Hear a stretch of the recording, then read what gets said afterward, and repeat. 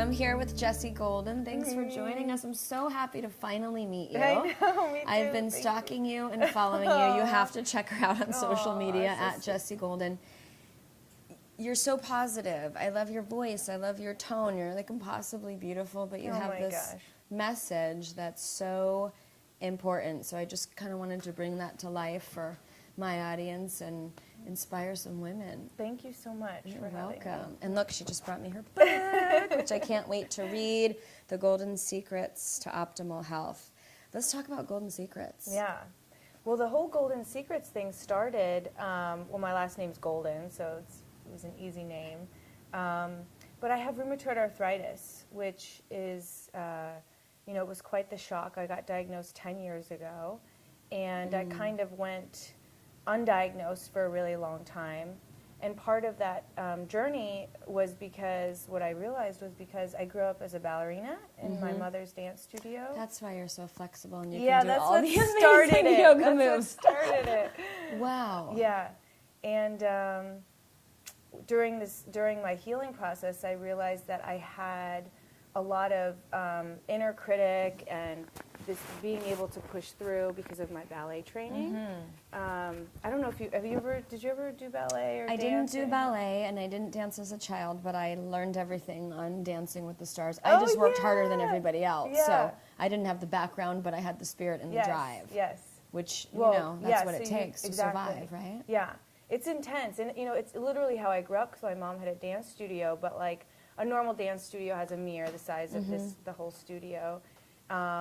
So there's a lot of judgment. There's a lot of inner judgment, and then there's a lot of judgment from your teacher constantly trying to, you know, reach this state of perfection that doesn't exist.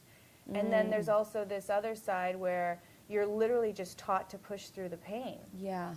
So I was taught to ignore every signal in my body. Wow. Yeah. The signals that you needed to be listening to. Yes. Oof.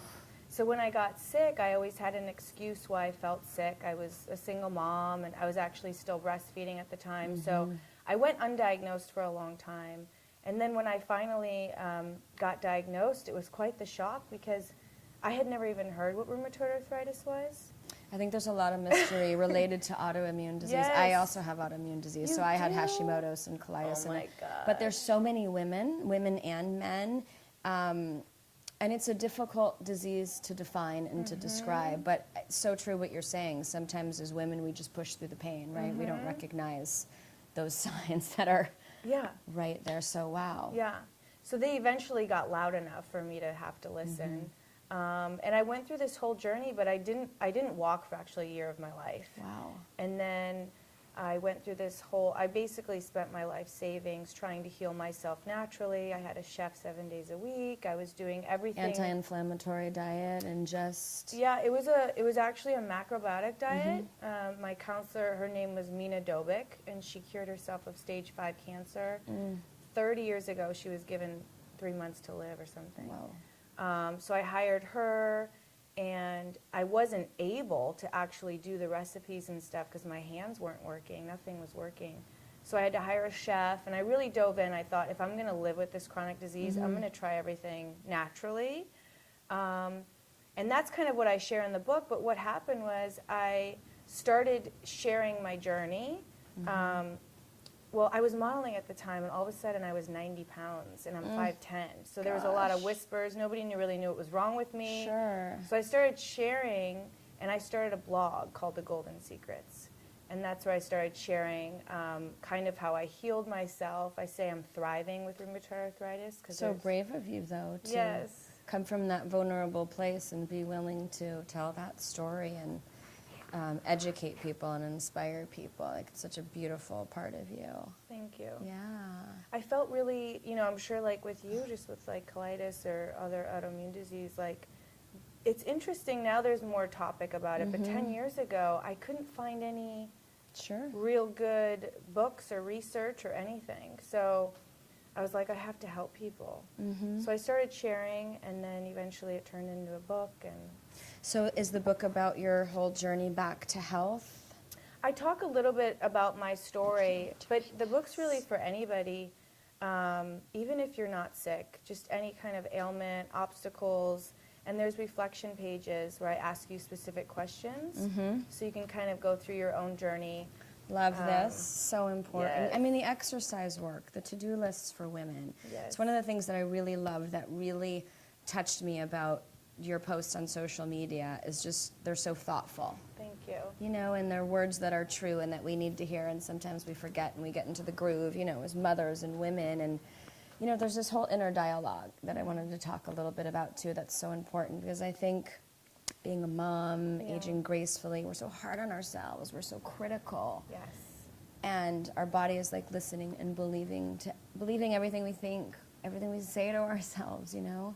And there has to be some compassion and some gentleness and a shift inside as a woman, right? This is my whole practice. I mean, Louise Hay is one of my idols, and she wrote a book called Heal Your Life years ago. And she actually says rheumatoid arthritis is self-criticism and feeling put upon. And when I was going through my own journey to optimal health when I was really sick, I realized that my inner critic was very hard and negative. Interesting. Even if I did something amazing and I looked like I was doing everything right to everybody else, Inside. it wasn't good enough. It was never good enough. That's toxic. Yeah, it's so That's toxic. toxic. Yeah. So that's really what inspired me to do my skincare line as well. So every product comes with affirmation cards to recite. I love that. Yeah. Yeah, so tell me about the line. So it's actually products that I've been making myself for 20 years. Amazing. Yeah, and people, the signature blend is a essential oil perfume that I've been wearing for 20 years, and everybody would always ask me, like, what are you wearing, and where can I get that? It's a little body chemistry. Yeah, a little fragrance. yeah, and I'm like, I don't know, like, I was always, like, kind of selfish about it, like, I didn't want to share. And what other women smelling the way that you smell? Yeah, it was like, that's my Like, scent. is that Jessie? Yeah. But a friend of mine said, I had already had my blog and I had some traffic going to my blog, and he said, why don't you just bottle that and put it on your website? And at first I thought he was absolutely insane, and but I'm so happy I listened to him because I just launched it on my birthday, and I kind of just wanted to see what would happen, and So good. yeah, and everybody responded. So Yeah. good. Yeah. What else is in the line besides fragrance? Skincare, I have a face serum, a body powder. I have aura clearing mist, which is basically just sage hydrosol, so you can just spray it. But behind the line is everything's organic and everything's handmade, but every product comes with these affirmation cards, and they're specific to the product. So, like the face serum talks about, you know, like you said, aging gracefully and having a joy, you know, an internal joy and an internal glow. And I have a goddess shaping oil that's about loving yourself and, Nice. you know, giving yourself some love in those areas that you don't love. Yeah. You know? Focusing on the good stuff, Yeah. letting go of the bad. I mean, I do that in my class as well, where I tell women, give yourself that personal compliment, listen to it, focus on that this week. You know, quiet down the inner criticism. Focus on one thing and just hear that and believe that and breathe that in, you know. It's easier said than done, but we have to do that as women. And Yeah. that's part of your positive daily rituals, right? It's 100% on a daily thing. I'm constantly retraining my brain. And I even do it with my son. Like, I don't know what's going on internally with him, but if he voices something to me, like, I'm not good at this, I'm like, okay. Now let's say three things you are good at. That's a I'm great- trying to retrain, you know. That's a great lesson, retraining the brain, because some people don't know how to get into that space. I'm Yeah. going to do that with my daughter, because self-criticism is so squashing, right? It's so deflating. So do you start your day with a positive daily ritual? Because you weren't positive growing up. I mean, you were hard on yourself, I was right? As a ballerina. Yeah, very hard. Yeah, and this is my daily practice, you know, and I've gotten much better, and I think being a mother, too, has allowed me to really see myself that way. But, I mean, I have a lot of daily rituals, but I'm sure like you, I mean, I get my son for school, and I take him to school, and I always do something movement-wise, like first thing in the morning. That's my daily Me ritual. too. I have to get it Yeah, done. in the I get it day. done. Yeah, and that's my practice, though. I mean, whether it's yoga or I'm hiking or I'm running or I'm, you know, doing something else, that's my quiet time. That's when I kind of go inside and do my stuff. That's my me time too. I mean, we just get so much out of it. That's so much more than just the body and vanity and the results. It's so mind, body, spirit, and so mental and so emotional for me. You know, people ask that a lot, that me time, how do you carve it out? Like my workouts, totally, even if I'm sharing them with other women, that's my me time. Have to. Invaluable. It's, I'm more productive when I actually allow that time for myself. For sure. I'm not, Balanced, you know. When did you become a yoga instructor? In 2008, I finally got certified, but I've been practicing since I was 18, so 20 plus years. Wow, it's amazing. Yeah. How does your body feel now with the rheumatoid arthritis? Did you learn how to just manage the pain? Yeah, I mean, it's and I talk about this in my book. I think for me, what was so important for me to understand was that it's a never-ending journey, and each day it's a different story. Yeah, Has good days and bad days. But I just tend to always, look at the positive.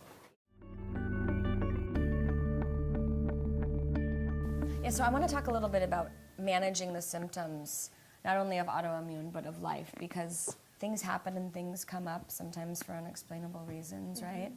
And how do we deal with that? How do you deal with that as a woman? Because we're faced with so much. I know I have flare-ups sometimes and they just come and it's debilitating, and then I have to take a pause and listen to my body and just shut it down, which I'm not very good at doing.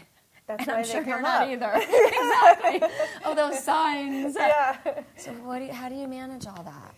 Yeah, I've just chosen to look at it as a lesson.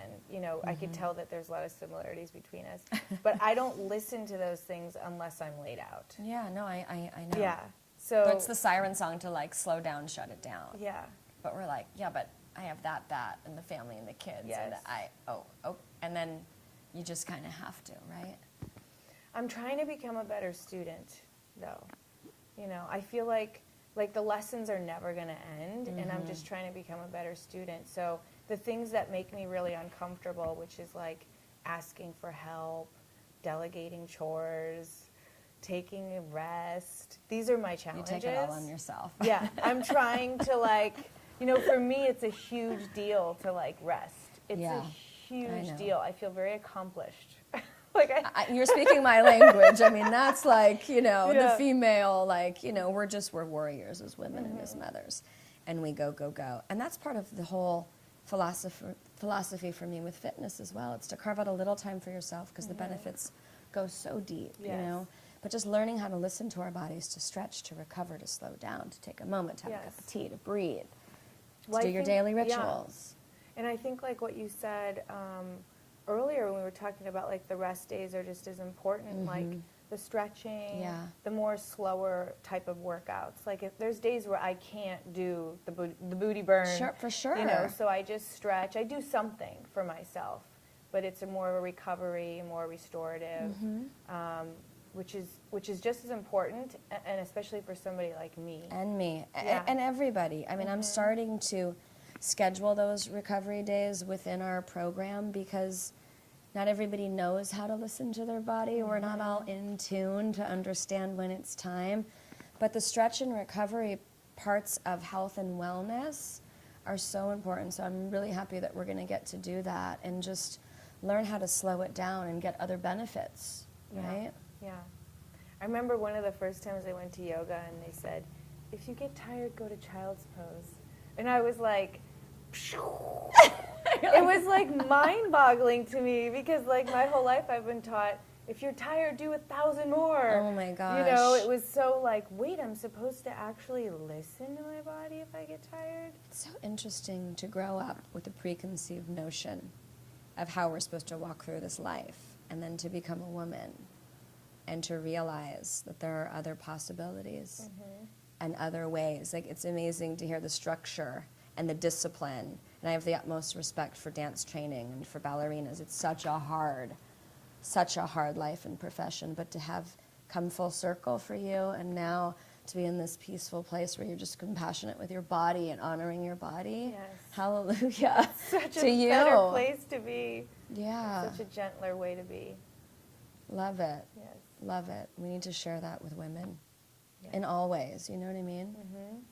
It's like a down day, a little day to just nurture the soul, right? So important. Yeah. Yes. Us mummies don't do that enough. No, we don't. We're like, go, go, go.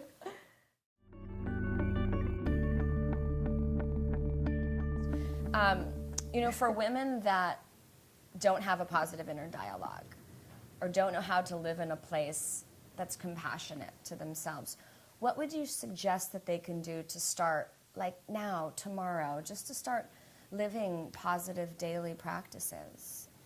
Well, giving yourself that time, and I talk about this in my book, but literally setting an appointment with yourself.